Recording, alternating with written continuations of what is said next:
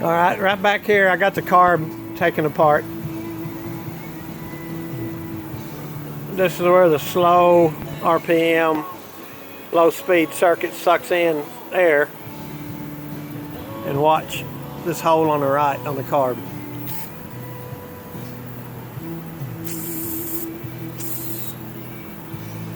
That lets us know for sure it's not stopped up.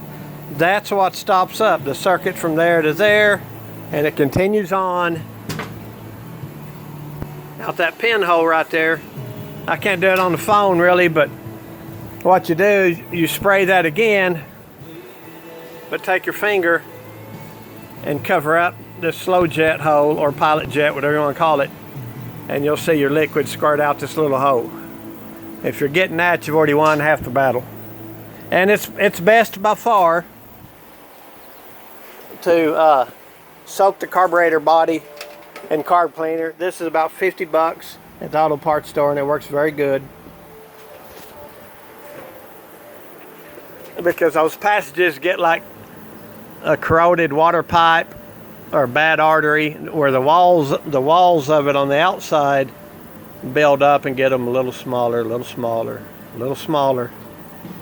And it's really critical for this stuff to be cleared out, especially this slow circuit. That's, you can't say enough about getting that slow circuit clean.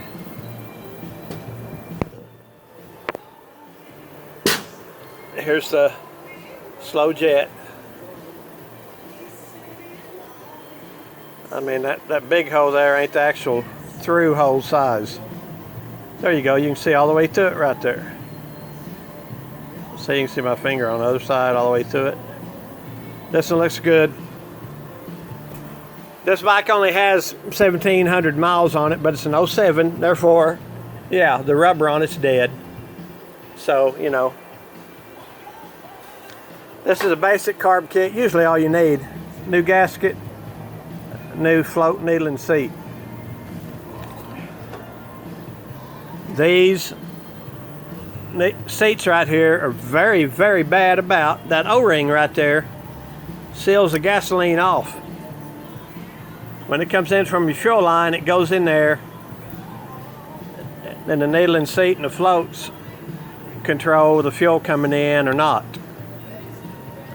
When this O-ring gets dead like this one is, the fuel can come around that and just bypass the needle and seat. What's it care? Look how loose this is. I can just take my fingers. Well, I could if I had fingernails, but anyway. I mean, it's just, watch, I can drop it in there. I mean, that's bad loose. When you go back with your new one, this one here is reusable, I think. Let's look at it. Yeah, it's only got 1,700 miles.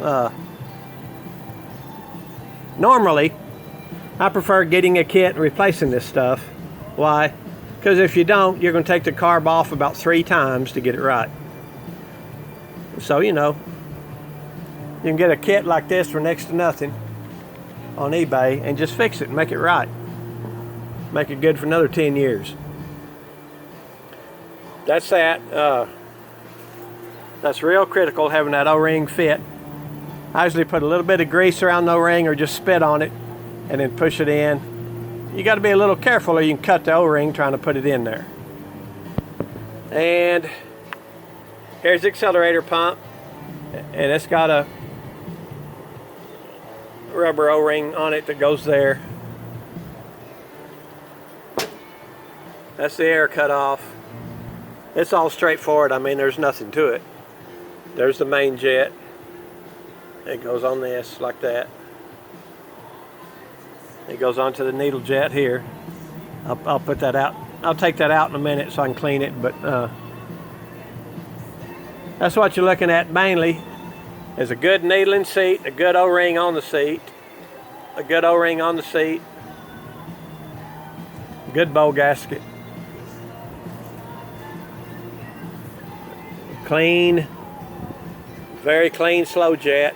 Or if you get a better kit, the nicer kits come with all new jets and all new carburetor screws, you know, for the float bow.